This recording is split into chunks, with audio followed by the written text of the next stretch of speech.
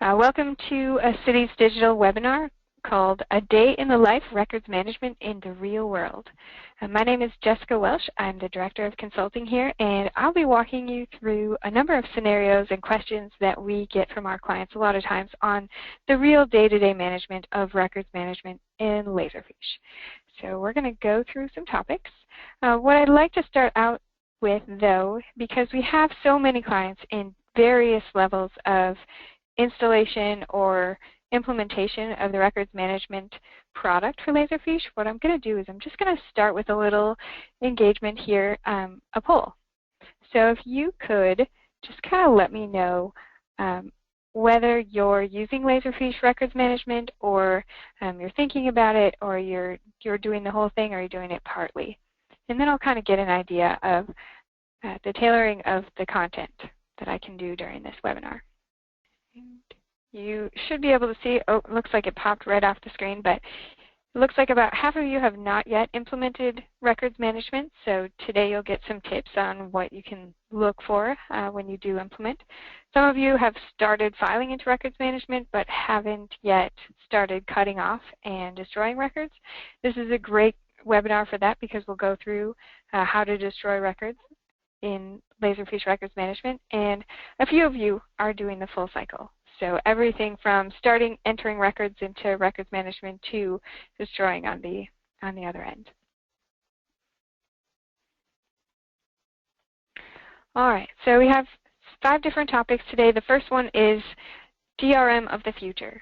So those of you who have implemented records management in Laserfiche may have also implemented the transparent records management process, which is it's a set of workflows that work together to allow different types of users in Laserfiche to use documents in the way that makes most sense to them. So you have 2 sides, records managers and what we call document managers. The records managers want to see the records based on their retention, and that's how Laserfiche records management organizes those documents.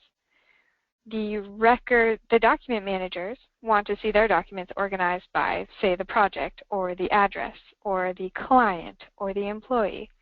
They do not care about, as much anyway, about that records management side. So they would rather see all of their documents that are associated with a particular topic together in the same view.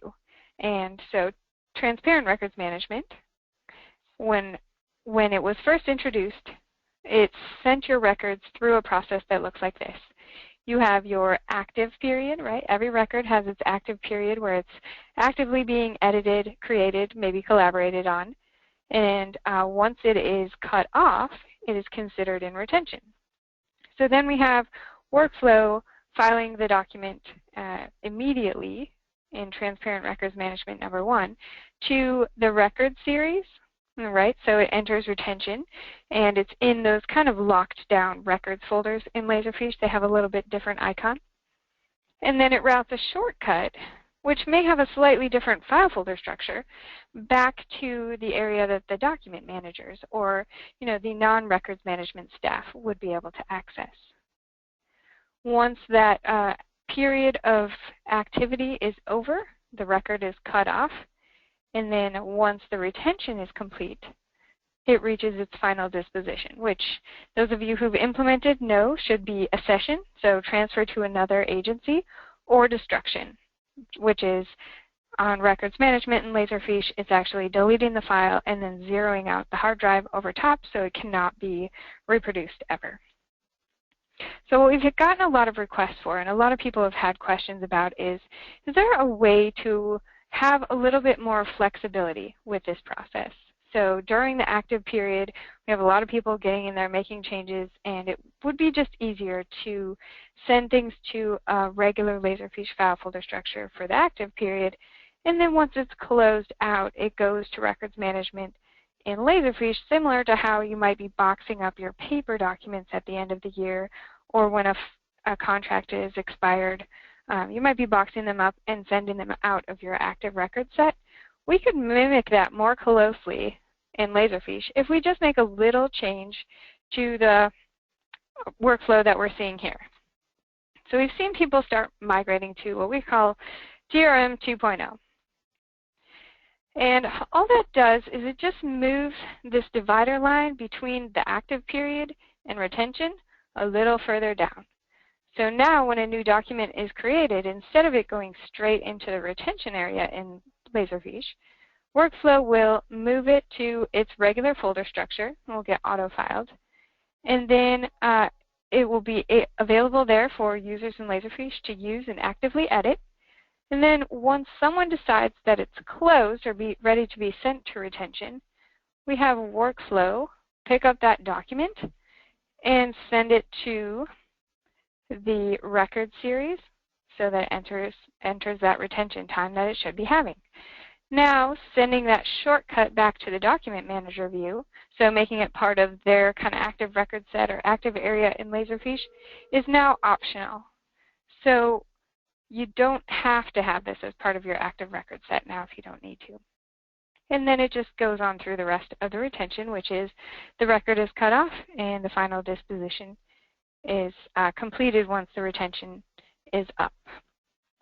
So let's take a look at how that would actually change maybe a transparent records management workflow that you already have. So as a bonus, I'm going to go through some of the software setups that we have as examples in our demo system, and I'm going to do it all through a web interface. So for those of you who maybe haven't gotten a chance to take advantage of or see the web tools in Laserfiche, I'm going to show only web tools today. So what I'm looking at here is the Workflow web console. It allows me to see different workflows within my system, kind of browse through them, and do reports and searches. So what I'm going to do is I'll show you how you can find workflows within your system. If you have a lot of workflows, you can do a search at the top. This is the same way we build workflows, right? We find those activities by typing in the search screen instead of remembering the name exactly. So I'm going to search for my TRM workflow, and you can kind of see it here. I'll go through the different activities. So this is TRM 1.0. So this is starting out by retrieving template values. A lot of our workflows start out that way. You can see I'm getting the date of submission, the document type. Then it goes down, and this one's might be a little more involved than some of yours, but you can kind of see it has a routing decision based on how we want to name the document. Building permits get named a certain way. Everything else gets named another way. Then depending on the type, so the department that's selected, it will get moved to a different record series. You can see we have our City Council, Finance, Fire Department, Human Resources. And then we're routing that document shortcut back to the document manager view so that people can work with, say if it's an HR record, right, it'll all be under the employee's file, not necessarily under the year that it was filed and under the type of form that it is. They'll just have one set of an employee file. So that's basic TRM. It's checking the fields, naming it, and sending it to the appropriate record series as well as document folder. So the way that this would change in TRM 2.0 is all of these same activities would still happen, but they would happen based on someone checking, say, a tag in the system that says the record is closed as of that date, or someone changes a drop-down for a status of, say, status of the client or a status of the contract or status of the project from active to expired or closed or completed. And then that triggers this workflow instead of the document newly being created, triggering this workflow to send it to retention. So you just split this out, and instead of it being at the beginning, it happens when it's closed. All right, so that's the difference between splitting out documents from going straight into records management and having them go into records management after being in an active period for a while.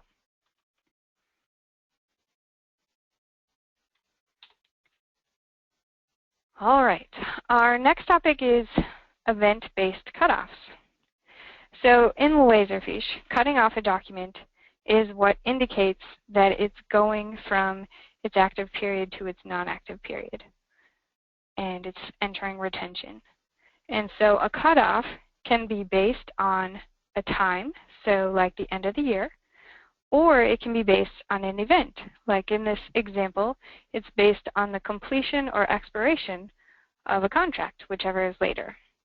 And it's just an event based. So as soon as that contract is expired, that is considered when the cutoff starts. Now, if we're just looking at this as an individual example, this is great, right? It makes complete sense, and on its own, it's a very easy to understand expiration and time to enter retention.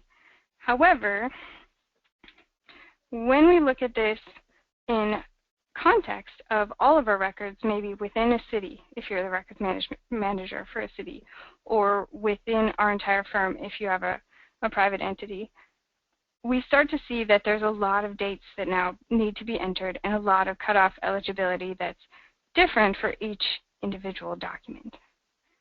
And so you can kind of see here, this is for invoices, if they have just a straight event-based cutoff, each one will have a different cutoff eligibility date. And so you could be coming in here and expected to cut off records every single day of the year.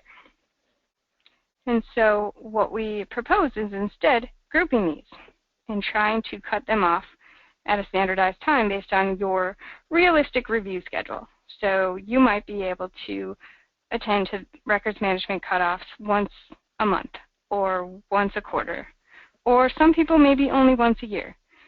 And so in order to make that straightforward to yourself as well as other people in the agency, you may want to consider implementing time plus event-based cutoffs.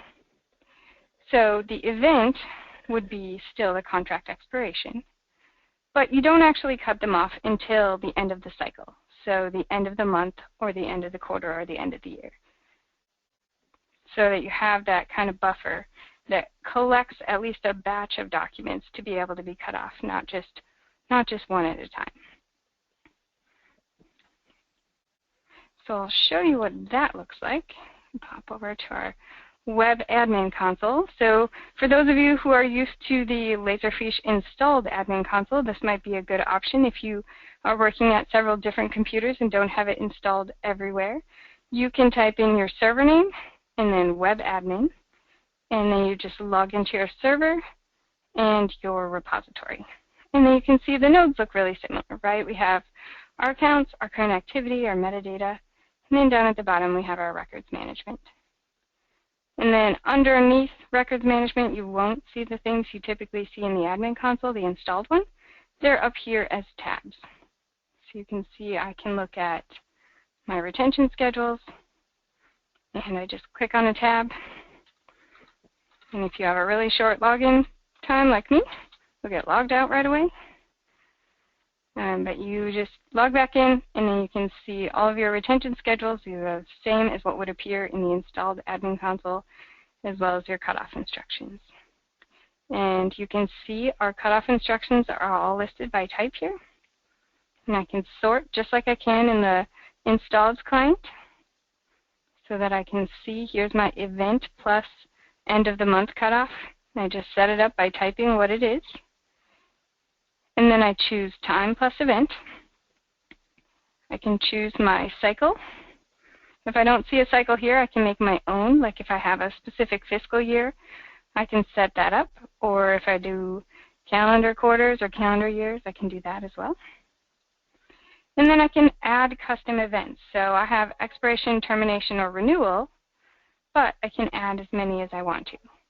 And then I can make my cutoff eligibility require all events, or just one of the events, right? Sometimes we have multiple events that have to happen, like building has to be torn down and somebody has to approve it.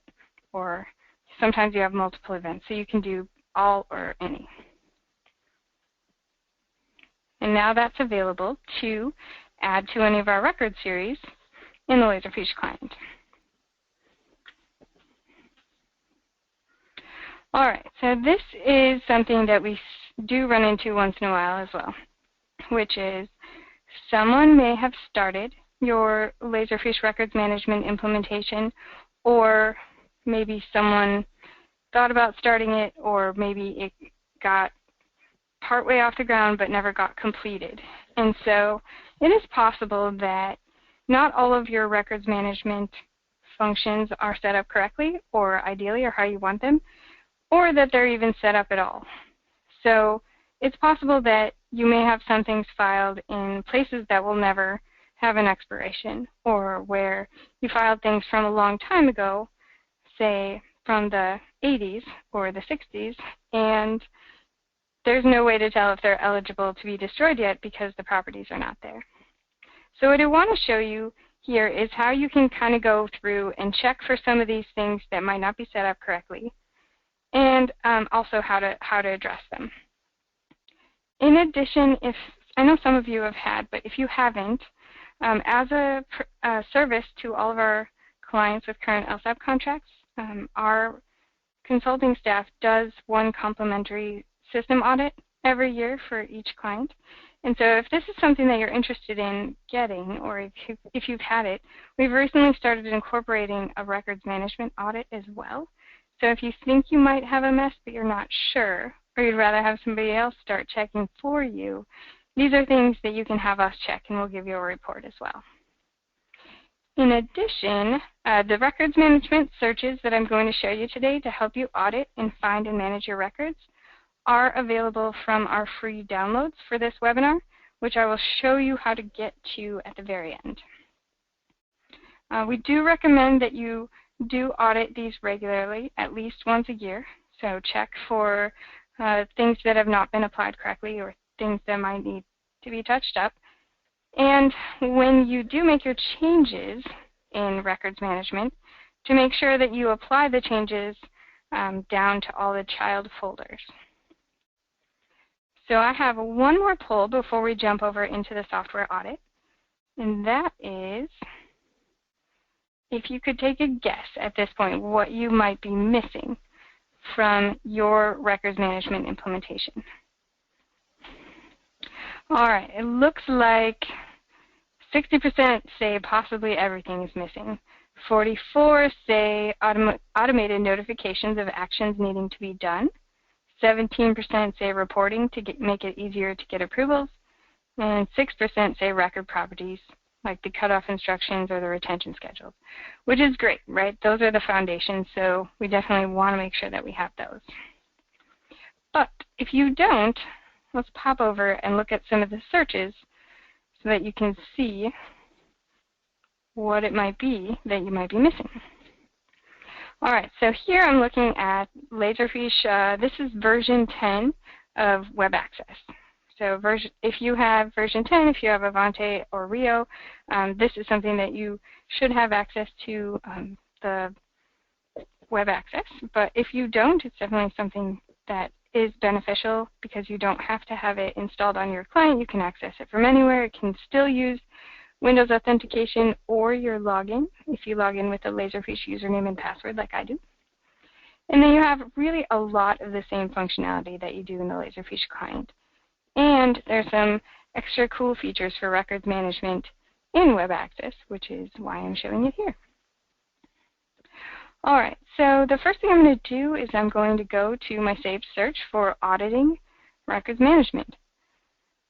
So in Web Access, if I click on Advanced, I can go to Save Search.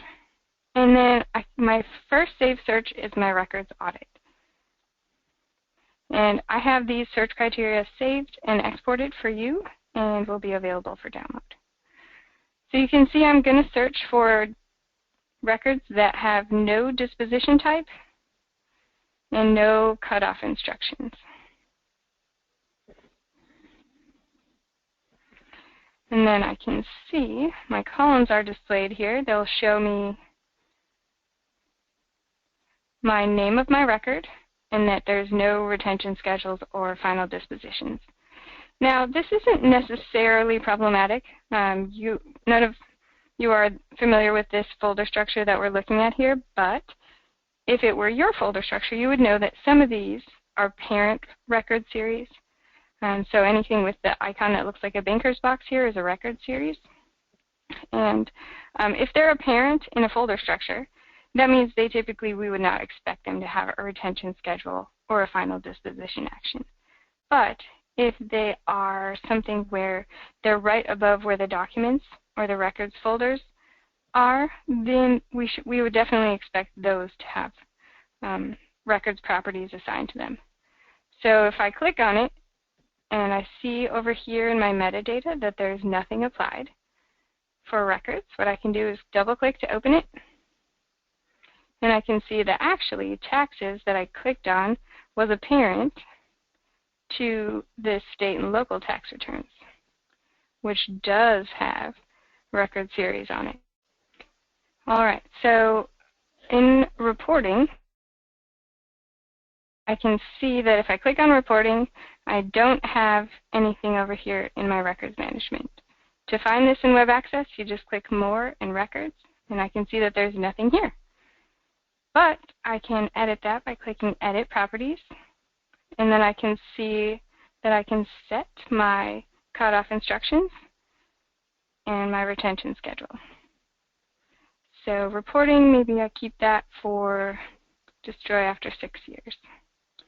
So I can see that the final disposition is destruction, and I retain it for 6 years.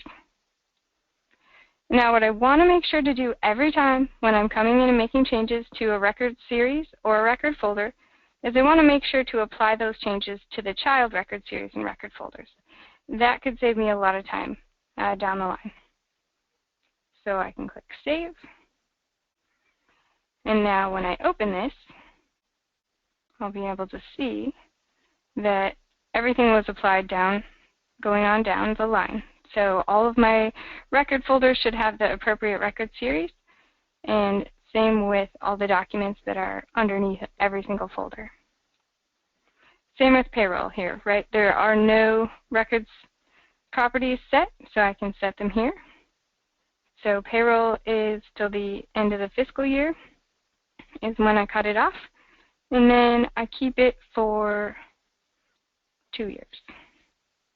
Make sure to check this box and then save the changes. All right, so I took care of each one of these, and so I can go back to my search results to finish auditing anything that might be missing. Note that if you have a number of record series that all need the same retention set on them, you can do more batch editing in the installed Laserfiche client than you can in the web product here. Anytime I try to do multiple options in the web product, it says that I cannot do it here. So if you're going to do a big batch of editing or auditing, the best place to do that is the client. But if you're just doing quick checks, the Laserfiche web access is a really great option. It's really fast, and it looks a little more fun. All right, so that's our audit function, and that is how you change them. Before I go out of this view, what I want to also show you really quick is the Records Management tab down here at the bottom of the web access screen. This gives you really quick access to a number of valuable views for records management within web access. So if I click on this tab down here in the lower left corner, I'm able to quickly go between several different views of what's eligible for review or destruction or final disposition if it's a transfer instead, or cut off within my entire repository just by clicking on these quick drop-downs. And I could as well, I could use the menu over here to make changes to anything that needs to be changed. All right, let's switch back here. All right, so this is an item that, since workflow has become so popular, we get a lot of questions about what can be automated with Laserfiche records management and what cannot. And the typical line from Laserfiche is that really not much can be automated. And this is a function of Laserfiche being a DoD certified program for records management. And the fact that you have to have a manual review and a manual approval is a really important piece of that certification. So there's a lot of things that are manual, but that is by design to protect the integrity of the system. That being said, we may have a few options here. So let's go through. So without overriding and doing a custom program or custom programming or editing the database, which is never recommended, these things are not things that you can automate. So you can't automate cutting off documents, transferring them, or destruction, right? Those are both final dispositions, or freezing and unfreezing, right? Those are all things that need to be manually done. They can be batch edited in the Laserfiche client, but they still have to be done by a person or a user. So here are some things, though, that we can automate. And this it doesn't do the records management functions, but it sure makes managing records management easier. So approval reports, that's something we're going to show you how to do. Filing in the record series, that's just an auto file. And if you have the record series created, Laserfiche can create records folders underneath each record series. So this might be by employee or by record type or by year for filing records within records management. And the other thing you can do, this is something that we have gotten so many requests for, we did write a couple of workflows to help manage, is set those filing dates. So filing dates are a date that is part of a records management metadata on a records folder. And so it's really important for your records management that the filing date is correct. But unless you're a professional records manager and you're doing this pretty frequently, it's a little bit easy to miss. So we've give you some options. The filing date workflows are things that we are offering as a free download for you, so those will be available. And then before I jump over to the software demo, let's just look at the gray area, right? So Laserfiche does offer a batch creation utility for some of your infrastructure for records management. So the cutoff dates, setting those events and those dates based cutoffs, as well as the record retention time, so 6-year, 50-year, 20-year, 3-year, 1 year, destroy immediately. Those types of things, if you want to set up a whole ton of them, they have a utility where you just fill in your information in an Excel sheet, then you can import it into the admin console and automatically create your infrastructure. You can do just the admin console side of it, or you can use it to set up your records series in Laserfiche as well. So you can set up the whole hierarchy of how you want your files stored. This is something that Cities Digital has already prepared and has out of the box available for the states of Washington and Oregon so far. But if you have any examples or if you would like us to set something up, this is something that you could ask for from your account manager as well. Because the record series retention schedule creator by Laserfiche is it's definitely a good utility, but it does take a little finesse to get it to work just right. It's very exact what you have to put in there. If you do want to go ahead and try it out, or if you're interested in learning more about it, there is a Solutions Exchange article on the Laserfiche site that goes through exactly what's involved with setting this up. And you can download the utility as well as a sample Excel file from the Laserfiche support site by searching for Records Import Utility. All right, so I'm going to switch over here. And I'm going to look again I'm going to look at the workflow web here. Again, for this time instead of TRM, I'm going to look for those filing workflows so I can show you what the workflows look like that you're going to have available for download. So the first one we have is called Find Mismatching Filing Dates. And this will allow you to run a workflow against your Laserfiche repository. And it's going to just search for things that were set and filed within the last 60 days. So this is intended to run as a timed workflow on a 60-day interval. And then what it's going to do is search your repository for record folders that are named with a year within the last 60 days. And if it finds something and the filing date on the records folder does not match the name of the records folder, then it's going to let you know and fix that.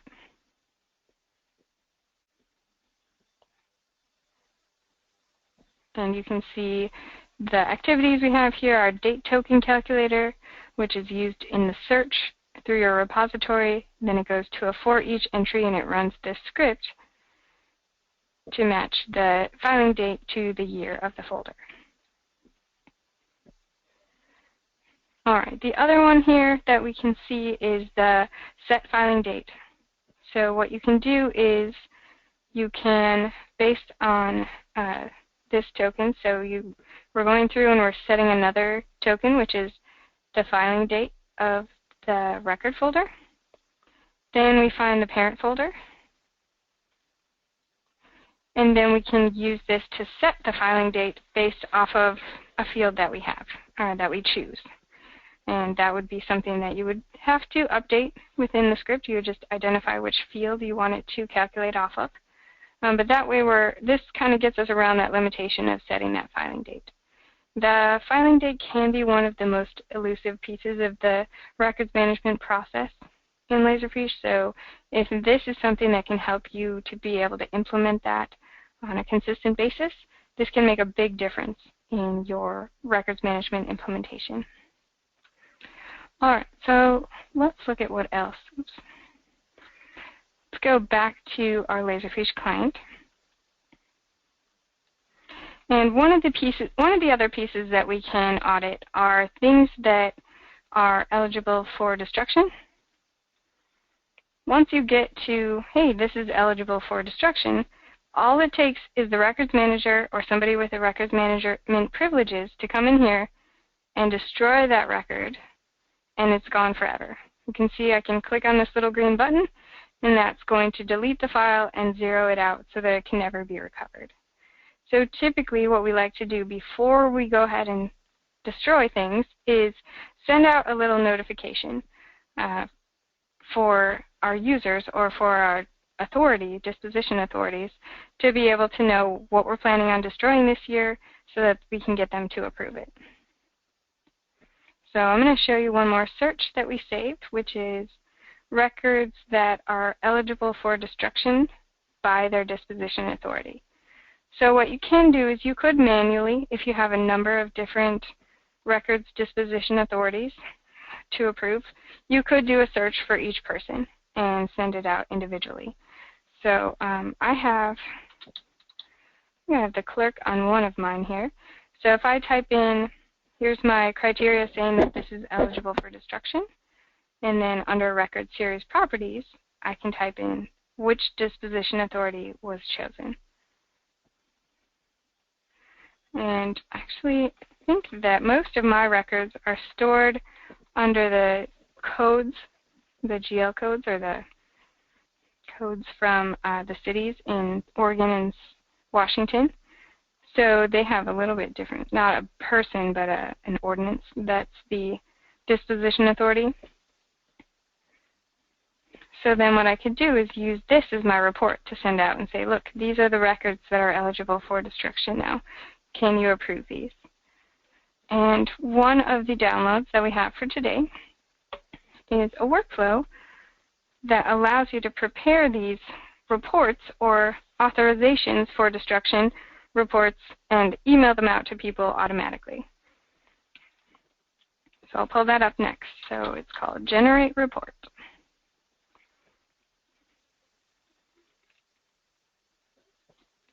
All right, so this is what this report or this workflow looks like. This is actually a business process, so I could run this on an annual basis automatically as a timed workflow, or I could run it on demand. So whenever I feel like I have time to look at the records management and do destruction reports, then I can do it on an on-demand basis. So what this is going to do is it's going to go through and assemble a table, and it will search a repository for all documents that are eligible for destruction. If it finds anything, it's going to collect some information about that document, each document or folder that it finds, and put it into a table. It's also going to include a hyperlink to that document for web access, so that right from the email the person can open the document, review it, and then decide if they want to approve or deny it to be destroyed. If they choose to not have it be eligible for destruction, they can freeze it then right from that pop-up window that they open from their email. So that way, once they reply to the email and tell you that they've approved everything or frozen it, if it's frozen, it won't appear back on the report that you run on things that are eligible for destruction. Then what this whole business does is it just puts it all into a table, and then puts that table into an email and sends it out. So if we pop back over to our Laserfiche client, what we can do is we can start a business process. In Laserfiche, a business process, for those of you who are not your workflow administrators, is just a workflow that you run on demand. And so I just clicked on my hamburger button, and I can see that here's my generate report for records destruction.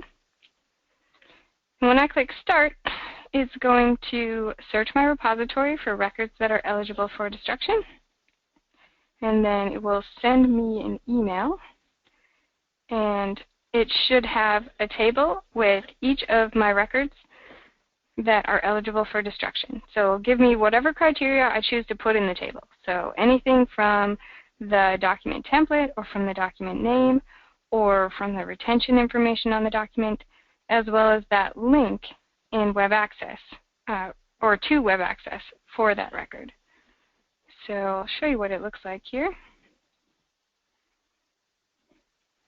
All right, so here's the record that it sent me. You can see this looks pretty similar to the retention that, or the search that I just did. So my table will have document name. If type is filled out, it will have this. If the document date is filled out, it will have that. It will show me the exact record ID in Laserfiche, what the retention information was, what the final disposition action is, so what records management is requesting to do with it, whether or not it's frozen, just so I can double check. And then if I click View Document Link, it will take me directly to that document in web access so that I can review it and make sure that it's okay to destroy. And I will log in and kind of show you that one too. So if I did not want one of these records to be destroyed, I could freeze it. If it's okay to move ahead, then I can just let the records manager know that I've done all the approvals or adjustments that I wanted to do. So here's my records management area for this. You can see it's eligible for destruction.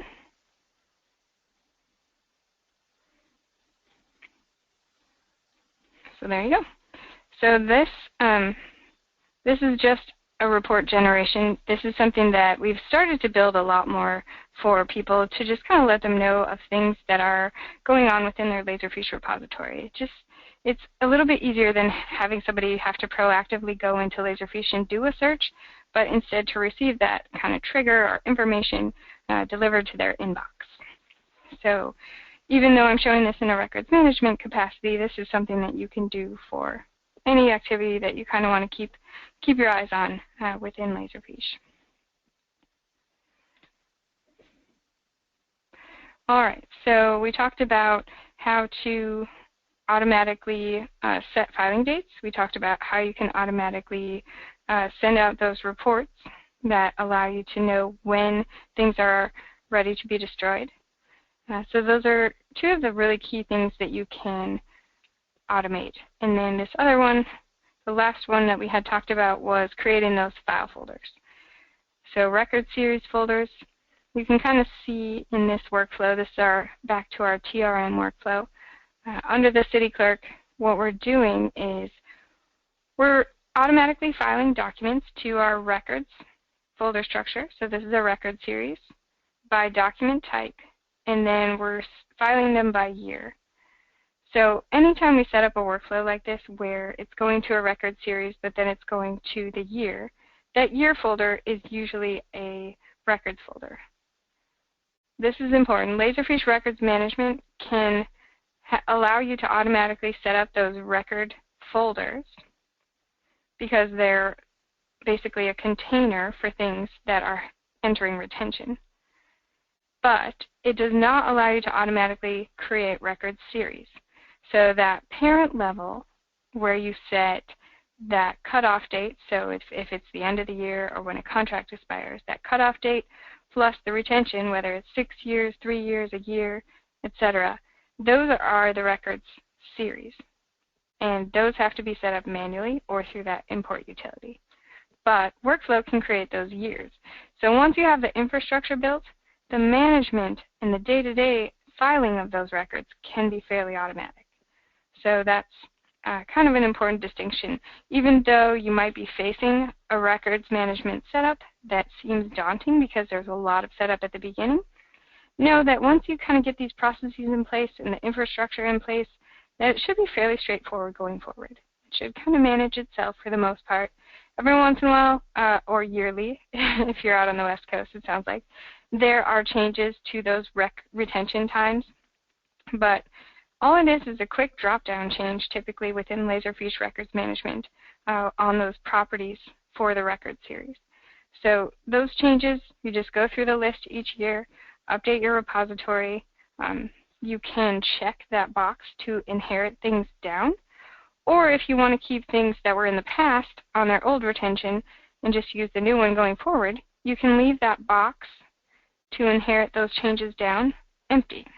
That way, the new stuff will have the new retention and old items will have the original retention that was applied at the time they were created. So the management can be somewhat automated. The actual records management actions do need to be manually done.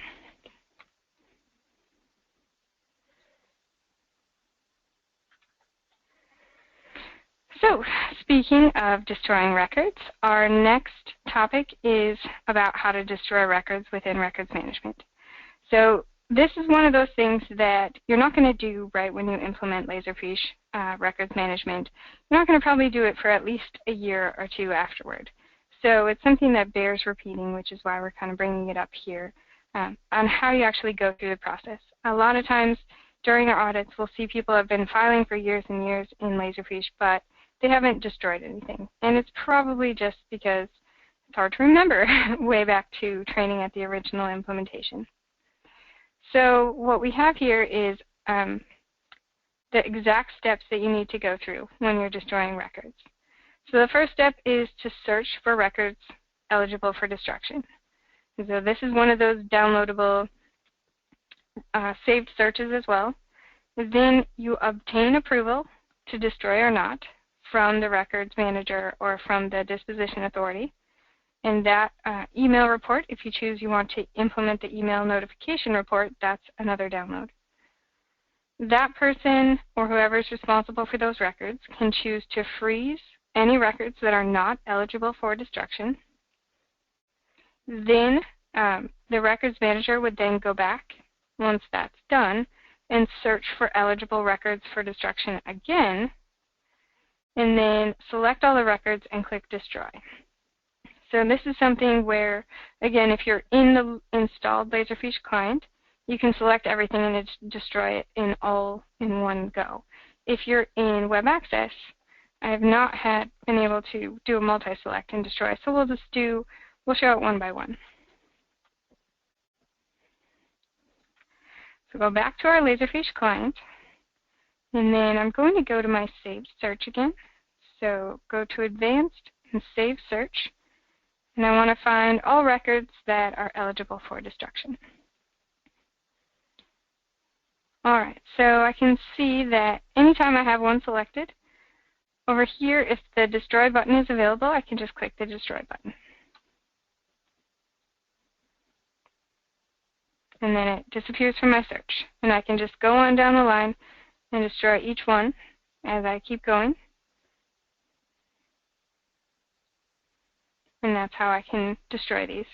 If you are a big organization and you have a lot of these, it would be more efficient, most likely, to do this based on in the Laserfiche client, so you can do a multi-select.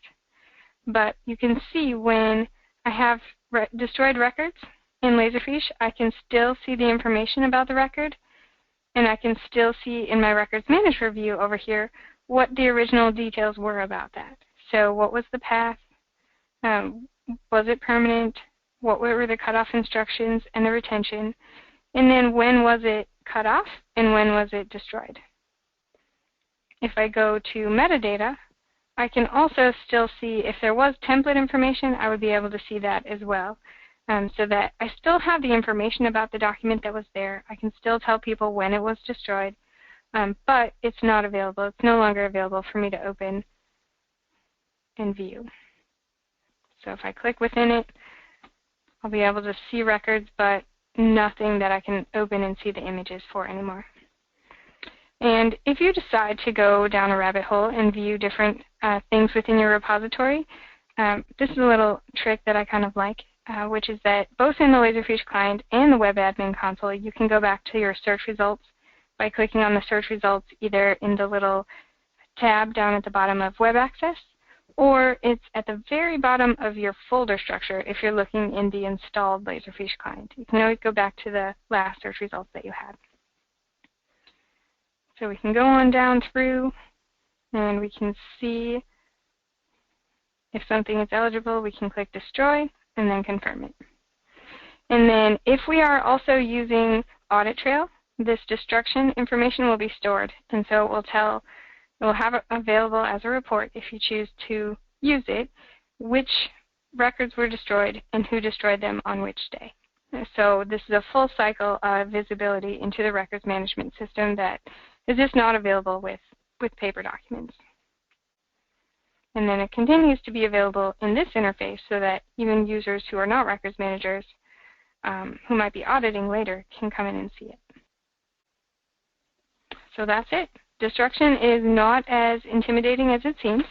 It's 6 steps, and once you've done it once, it becomes a lot easier to manage going forward. But some of those infrastructure things might need to be tidied up before you know what is eligible for destruction. So if you have record series in place, right? Well, let's go back and look at our record folders. So these are our record series, anything that looks like a banker's box.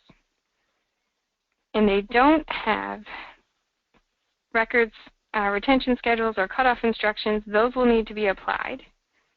And then our record folders kind of look like these little notebooks. If we have those that don't have correct filing dates, those will need to be set as well before we can destroy them.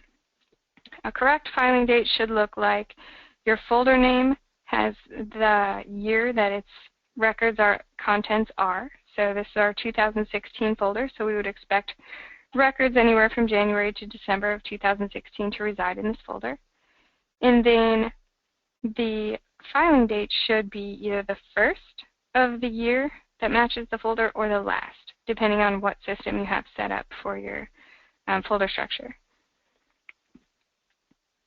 All right, so that is the exact steps you need to go through to destroy a record. Which brings us to our last topic. So in order to follow up and get some more of this specific information, Answers, the Laserfiche Answers website is a great resource with a lot of good questions and responses from both Laserfiche developers, other VARs, and members of the Laserfiche community on topics like records management or how to do particular workflows. The workflow that you saw with the email notifications, that instructions on how to do that I got from Answers. That's how we built, or I built that one, and tons of other good information out there. In addition, the Solution Exchange is where we saw the step-by-step instructions on how to use that records import utility. So that will have a lot of good stories on how people have used records management, what the benefits are, its actual user stories, and actual examples of configurations. So that can be sorted by vertical, so by your industry, or it can be sorted by functionality. So you'll be able to see different solutions that are relevant to what you're looking at. Another one, if you haven't used it already, is this the client portal from Cities Digital. So if you don't have an account for our portal, you should definitely get one. It has a ton of great resources. You can also start and monitor your cases that you have. You can also check your product configuration and contracts that you have with us. And the website is citiesdigital.peakportals.com. And the Documents tab is where you will find our webinar downloads. So that's where you'll find our saved searches, this exported workflows, and the handout PDF from this presentation. If you don't have an account and you're interested in getting one, you can email support@citiesdigital.com, and they'll get you connected with an account. And just because I know a lot of people haven't used this yet, I want to just jump over and kind of show you the customer portal that we have really quick. So within our Cities Digital customer portal, you'll be able to see your support cases or create a new case. This opens a case right away with our tech support team, so they can either start working on it or contact you right away for more details. We have our knowledge base if you have any of our integrations. There's good information there about installing or maintaining the integrations. Any events, such as this webinar, would be posted to the customer portal. And then here's where you find the documentation for today's webinar. So if you go to the Documents tab and click on Public Documents, that's where we are here. And then you would just click on Webinar Downloads. And then which webinar? This is the first one that we've posted to our portal. So it's the only one there. Makes it easy to find. And then here's the PDF, the workflows, and then the saved searches.